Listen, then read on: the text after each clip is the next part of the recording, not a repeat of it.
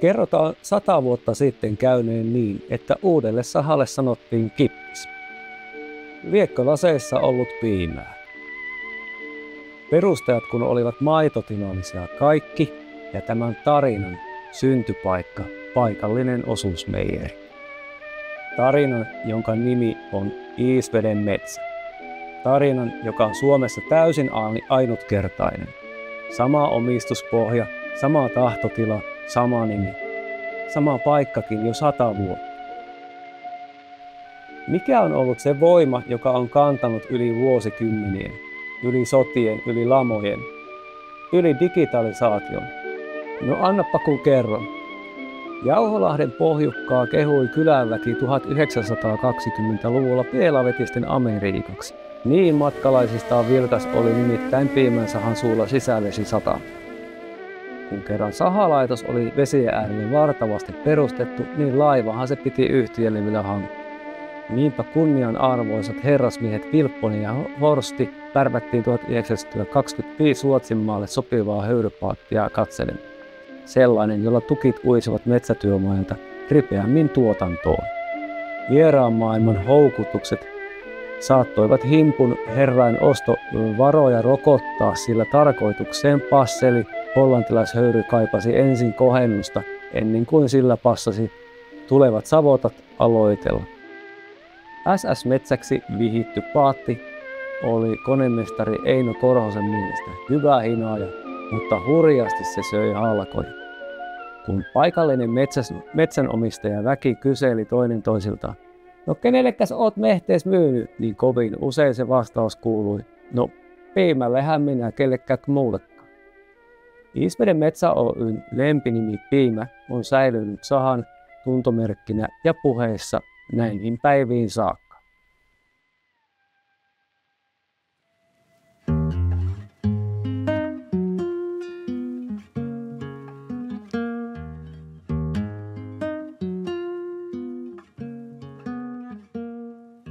Työväelle perustettiin sahankupeeseen Kolikkoinmäelle oma asuinalue. Kun uutta näppärää ja rakkoja pelkäämätöntä väkeä tarvittiin, niin asuminen kyllä järjestettiin. Tukkipöytien ja taapeleiden äärillä olivat miehet sekä naiset särmikkäästi yhdessä. Johtajakin oli muuten töissä kuin kotonaan. Vuonna 1929 valmistunut konttorirakennus toimi kauan samalla yhtiön toimitusjohtajan kotina. Jalkasen Kalle kävi Garmisch-Partenkirchenissä sivakoimassa kultamitalin, vaikka kääntyikin välillä noutamaan hankeen tippuneet tekohampaansa ennen maalisuoraa. Liikkumisen merkitykselle on meille aina annettu arvo. Ennen hiihdettiin, nykyisin väkemme pelaa ahkerasti esimerkiksi sulkapalloa. 1950-luvulla tuli aika uuden nousun. Tuli Euroopan yhdentyminen ja maailmanmarkkinoiden avaaminen. Kauppayhtiömme Metsäntuottajat Oy antoi kertakaikkisen näteille savolaismetsille paremmat mahdollisuudet nähdä suurta maailmaa. Työväen ja lähiseuran lapsestakin haluttiin pitää hyvää huolta. Niinpä lohkaistiin Palane yhtiön maata uudelle päiväkodille. Lapset ja nuoret ovat edelleen yhtiömme sydämen asia. Tuemme esimerkiksi vuosittain paikallista joulukeräystä ja juhlavuoden mahdolliset muistamiset osoitamme paikallisen lastensuojelutyön hyväksi. Kortemme nuorten liikkumistyön eteen näkyy paikallisten urheiluseurojen pelinutuissa. Haluamme luoda lapsille ja nuorille lisää saumoja tutustua metsään ja meihin. Avaamme ovet vieraileville kouluille. Työmme ja panoksemme jälki näkyy paikallisten retkeilykohteiden vankoissa, seinissä, lattioissa ja rappusissa.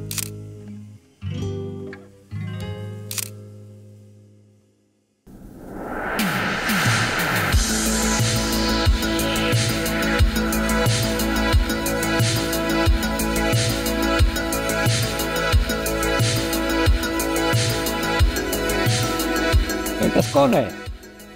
No jos kerran koneita on jo keksitty, niin miksi tehdä käsin?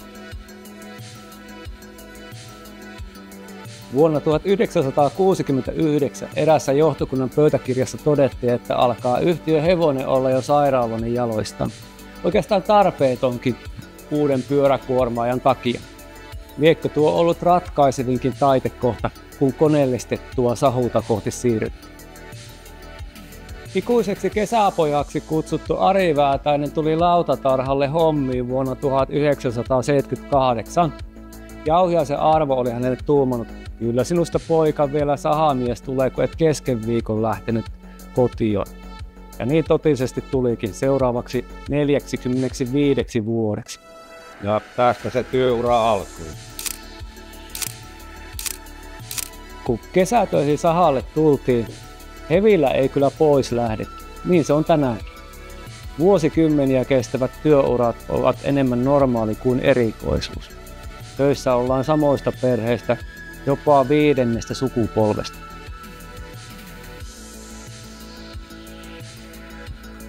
...1980-luvulla ahkerasti puukaupoilla viihtynyt toimitusjohtaja H. Tapio Sivonen ja hallintoneuvoston puheenjohtaja Ilmari Airaksinen löysivät sahalle uudeksi suunnannäyttäjäksi taitavan insinöörin Virtasen Matti. 1990-luvun alussa kävi pankkilaitoksen väki tukkipinoja koputtelemassa, tutkailemassa kulmat kurtussa tiluksia. Minkähän verran nuokin tukkipinot tarkoittavat markoissa? Ajat olivat hankalat, sahoja meni nurin. No omalla tontilla uskottiin järkähtämättä sahurista johtajaa, että hyvä ja tolkullinen työ kyllä kantaa. Kyllä sahateollisuuden tulevaisuuteen Savossa voi luottaa. Ja hyvä niin, onhan kyseessä edelleen yksi kotimaisuusasteeltaan omavaraisimmista ja tärkeimmistä suomalaisista vientialoista. Raamilla sahaaminen oli tullut aikansa päähän. Veiston tuliterällä sahalinjalla syntyi nättiä tavaraa sekunnissa, kun raamilla saman homman kesto laskettiin minuuteissa.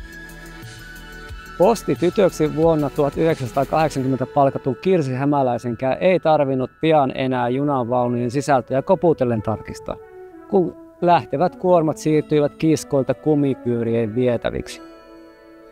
Juna oli jo liian kankea ketterille ja vikkelille savolaissahureille.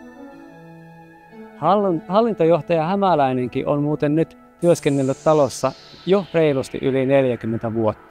Sahataan vaikka kuorma kerrallaan ja siihen mittaan, mihin asiakas toivoo. Siinä oli uusi suunta. Se suunta, jonka tuotto on tänään versonut vuosikymmenten mittaisiin kansainvälisiin asiakassuhteisiin.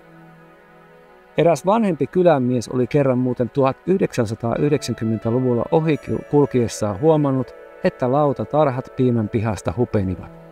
Mitenkäs huonosti ne asiat nyt Iisvedenmetsällä on, kun ei tarhassa näkynyt keväällä enää kuin 2 taapelia, oli mies udellut Airaksiselta.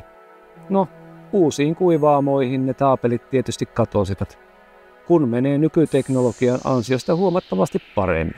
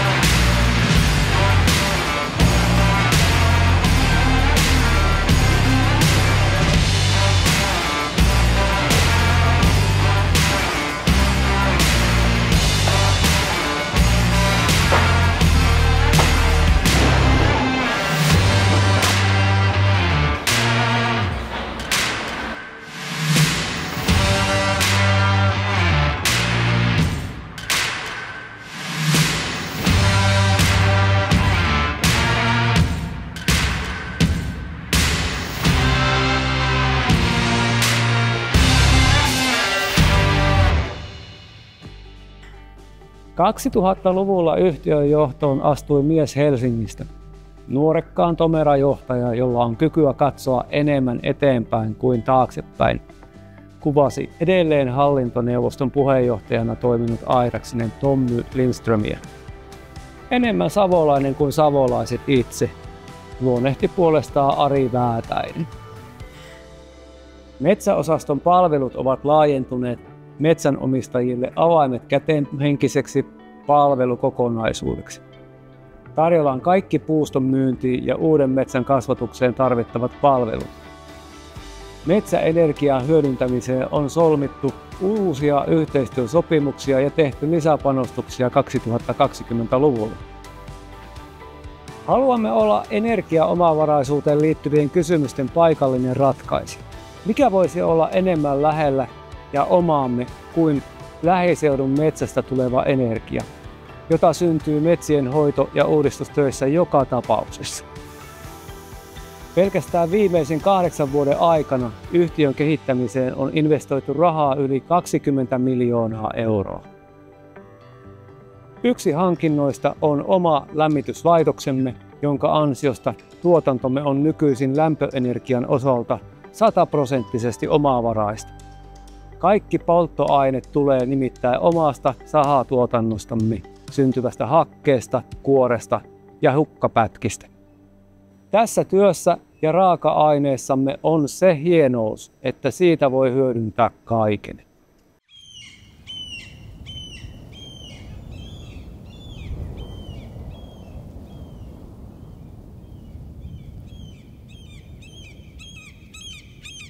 No niin, palataanpa vielä uudestaan alun kysymykseen. Miten on mahdollista, että olemme tässä vielä 100 vuoden jälkeen? Olet varmaan tämän tarinan edetessä huomannut, että emme ole antaneet periksi vastoinkäymisille. Emme ole pelänneet täällä tarttua muutoksiin. Iisveden Metsä Oy:llä kaikki ovat yhdessä jatkuvasti sitoutuneita pohtimaan uusia kehitysmahdollisuuksia. Viralliset arvomme kuuluvat näin. Kannoilta asiakkaalle yhdessä tehden, kehityshakuisuus ja arvostus. Miksi arvomme ovat nämä? Yksin emme työtä pitkän iän ja onnistumisen eteen pystyneet tekemään. Tämän tarinan kiitos on osaavien ja luotettavien kumppanien, perheiden, joissa puhalletaan yhteen hiileen, ohjauspyörä ja koura siirtyvät sukupolvelta seuraavaan.